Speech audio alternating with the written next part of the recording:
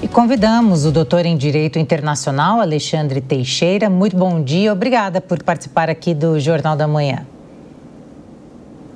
Bom dia, Rafael. Bom dia, Elisângela. É uma satisfação para mim. Bom dia, audiência do Jornal da Manhã, estar com vocês novamente. Doutor, é muito bom recebê-lo aqui para tratar desse assunto e explicar também como que fica, né, neste contexto, a sociedade sul-coreana, considerando aí a preocupação em relação à segurança nacional e à proteção também dos direitos civis.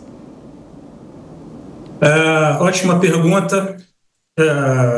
A gente percebe, nesse caso da Coreia do Sul, uma tentativa interessante de um presidente, né, de tentar chamar aí os remédios constitucionais para resolver problemas políticos internos. Nós temos visto que o mundo está passando por uma situação de legitimidade muito grande. Isso não é uma novidade apenas para a Coreia do Sul, onde lideranças políticas que estão no poder tentam, de alguma forma, usar dispositivos constitucionais, né, para resolver questões políticas. Mas cabe lembrar uma coisa interessante em relação a esse caso específico.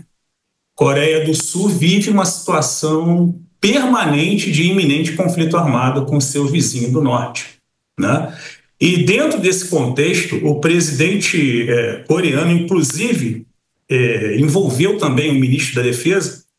Ele afirma que houve hackeamento, né, das eleições parlamentares na Coreia do Sul.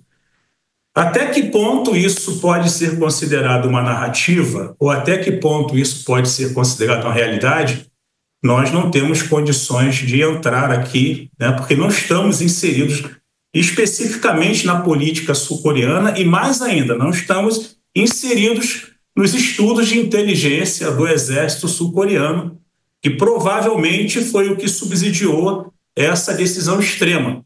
Mas isso é uma coisa que nós vamos começar a observar com mais frequência no nosso planeta interconectado, né?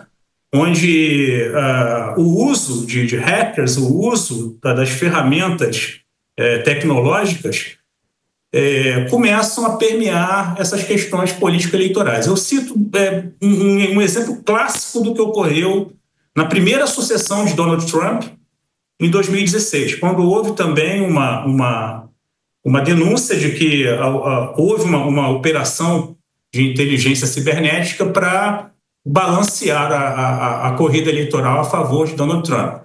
A sociedade, como você perguntou, ela fica numa situação complicada, mas é uma coisa interessante, ela reage rápido, né? O presidente sul-coreano tentou impor um remédio constitucional com a lei marcial e logo depois ele foi barrado pela própria democracia sul-coreana, que é uma democracia forte e consolidada.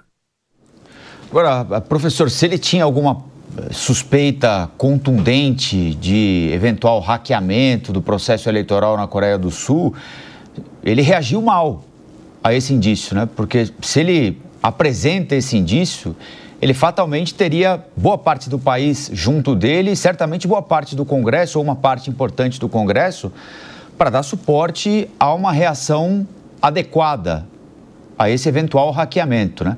Agora, ele tentou virar a mesa, se é que ele tem de fato esse dado, né? E o país inteiro se virou contra ele, né? Ou seja, no final das contas, só a mesa dele capotou, né? Concordo, Rafael, é exatamente isso. Eu acho que ele usou o remédio errado na hora errada. Apesar de ter o conhecimento, porque a minha tese de doutorado ela aprofunda exatamente nessa questão das influências cibernéticas em processos políticos também, tendo como estudo de caso o caso norte-americano. Esse tipo de denúncia é extremamente difícil de ser comprovada. E, por esse fato, eu acho que é temerário, né, um chefe de Estado usar isso como justificativa. Nós temos informações, inclusive, de que o ministro da Defesa tentou se suicidar depois de ter sido preso. Então, é uma coisa muito séria.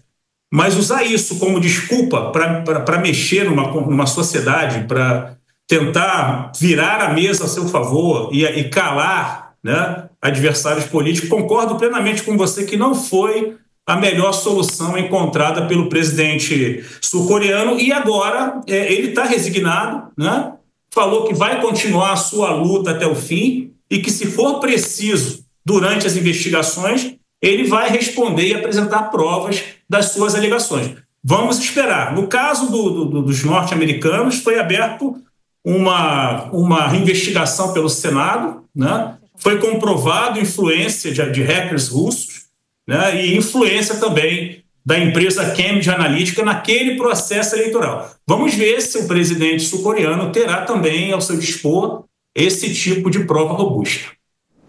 Vamos fazer o seguinte, professor, eu vou chamá-lo daqui a pouquinho e a gente vai colocar agora uma matéria muito importante, que é o primeiro-ministro francês foi nomeado ontem pelo presidente Emmanuel Macron. A expectativa é que o novo premier consiga elaborar um orçamento aí até 2025 na tentativa de tirar o país europeu de uma crise política. Acompanhe com Álvaro Nocera.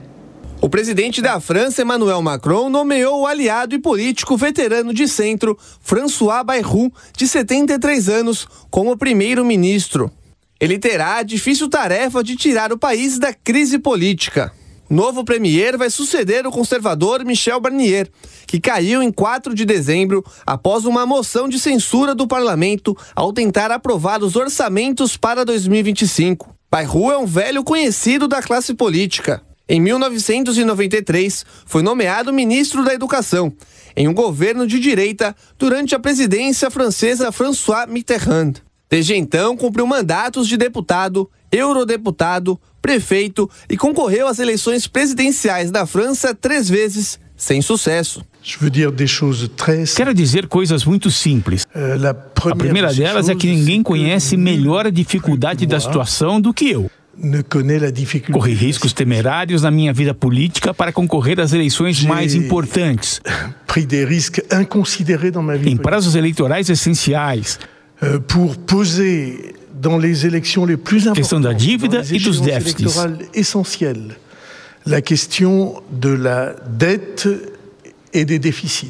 Bayrou é o 6º primeiro-ministro de Macron, após a queda de Barnier na semana passada, que se tornou o primeiro-ministro com o mandato mais curto da França, apenas 3 meses.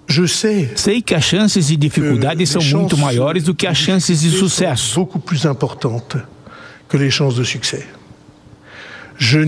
Não sei nada sobre o Himalaia que está diante de nós. Dificuldades de todos os tipos. A primeira é orçamentária, naturalmente. Depois política e depois o colapso da sociedade em que estamos. Agora, Bayrou enfrenta um desafio imediato em montar um gabinete que possa sobreviver a um voto de desconfiança em um parlamento profundamente dividido e elaborar um orçamento para 2025 em uma tentativa de limitar a turbulência econômica. A gente volta, então, com o doutor em Direito Internacional, Alexandre Teixeira, para falar sobre esse assunto. Eu começo, professor, perguntando como essa nomeação aí do primeiro-ministro pode impactar a relação entre o governo e os partidos políticos, especialmente com relação aí à coalizão governista. Olha, Elisângela, a gente percebe que Emmanuel Macron está numa situação muito complicada. Desde que ele convocou novas eleições para o parlamento, tentando também usar artifícios previstos na Constituição francesa para ao seu próprio sabor, né, para tentar resolver uma crise política pessoal. Bayrou é um centrista interessante, tem um trâmite bom no parlamento, mas se ele for a bala de prata de Macron, eu arrisco dizer que Macron tem grandes possibilidades de seguir o mesmo caminho do presidente sul-coreano, né? Vejamos, Macron escolheu esse nome e não chamou o partido de maioria na França, né? Que neste momento o parlamento é dominado pela esquerda, né? Não foi convidado para a reunião de escolha, né? E é comum e é previsto no sistema francês de que o primeiro-ministro venha da maioria. Então, o Macron está se fundamentando muito no centro, né?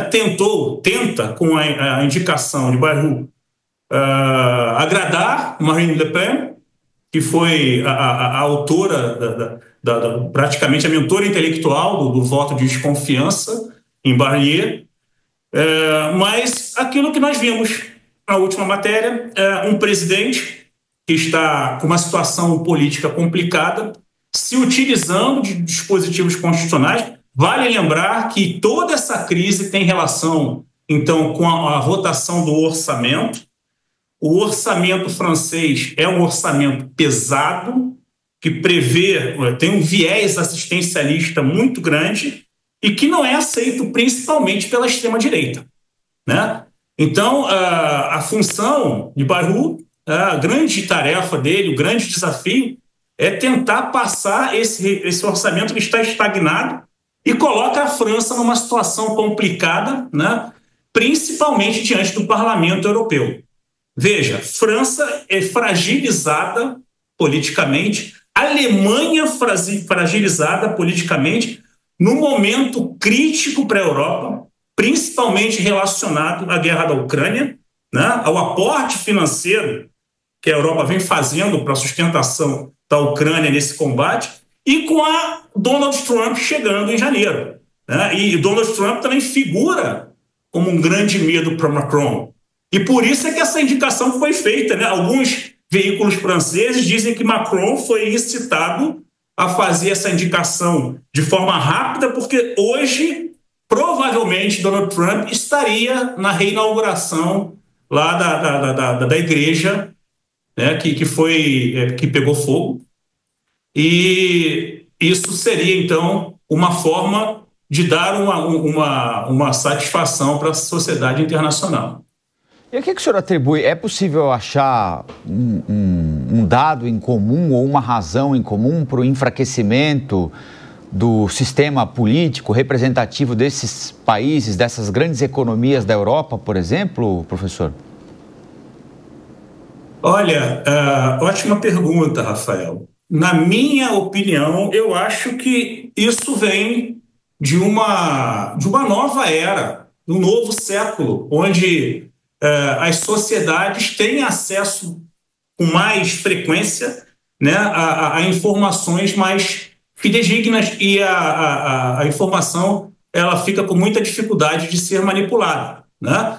E isso faz com que as narrativas sejam enfraquecidas, isso faz com que as questões pessoais políticas desses líderes políticos sejam desveladas perante a sociedade e as suas intenções sejam reveladas antes mesmo deles tentarem fazer essas manobras políticas. Vimos como ocorreu na Coreia do Sul e estamos vendo, né, se Macron não conseguir, com essa bala de prata que Bayrou pode estar representando, fazer a maioria, né, e obter uma possibilidade de governo, ele pode sofrer também um processo de impeachment ou ter que renunciar, né? Não está muito difícil. Macron está conseguindo desagradar os dois extremos do parlamento, a extrema esquerda e a extrema direita. Então, o que o mantém no poder hoje é essa sustentação do centro. Mas, realmente, essa questão desses movimentos, na minha opinião, né, na minha opinião pessoal, se dá porque nós estamos vivendo uma nova era, onde a informação ela tem outro viés para a sociedade. E lembrando, né, a sociedade francesa ela é extremamente politizada, ela cobra, ela vai atrás. Muito bem, nós conversamos então com o doutor em Direito Internacional, Alexandre Teixeira. Doutor, muito obrigada pela sua participação aqui no Jornal da Manhã e um ótimo dia. Muito obrigado pela oportunidade, foi um prazer, um ótimo dia para todos vocês.